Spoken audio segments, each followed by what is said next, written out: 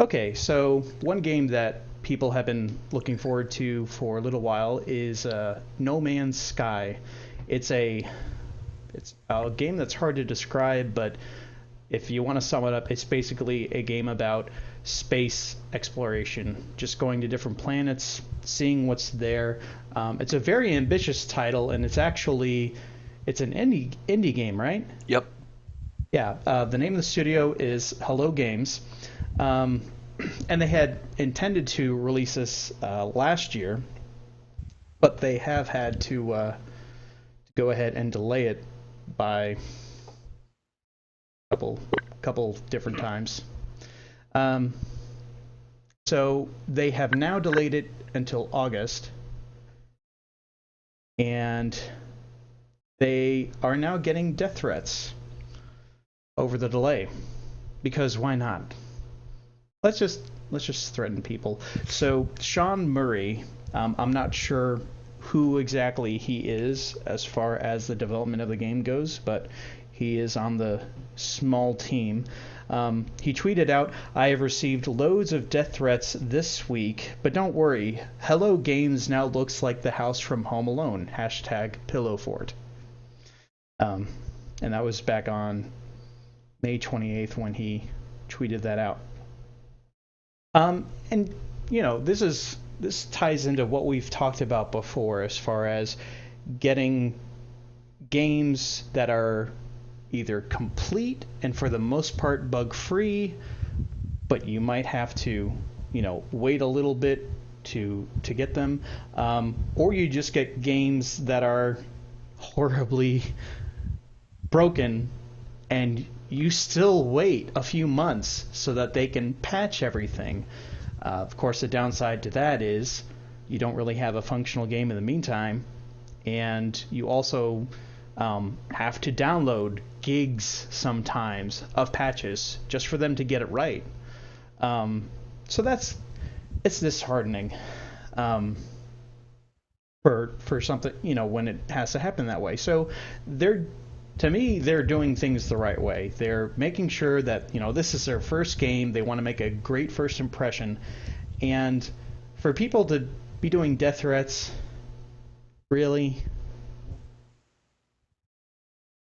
But yeah, those are my thoughts.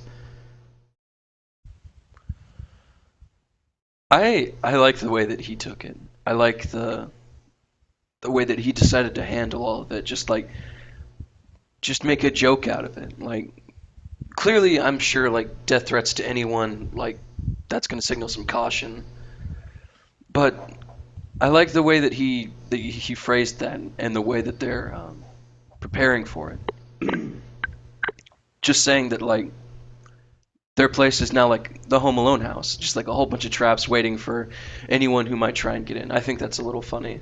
Um, and good on him for turning that around into a joke. Um, at the same time, whoo.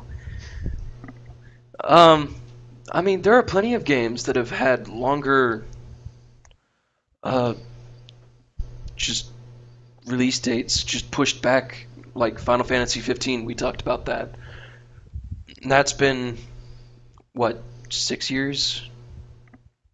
A little bit Oh, more it's than. it's it's decade long. Yeah, and that's been pushed back a few times, and no one's threatened them No. because it's not necessary. Like, this isn't necessary.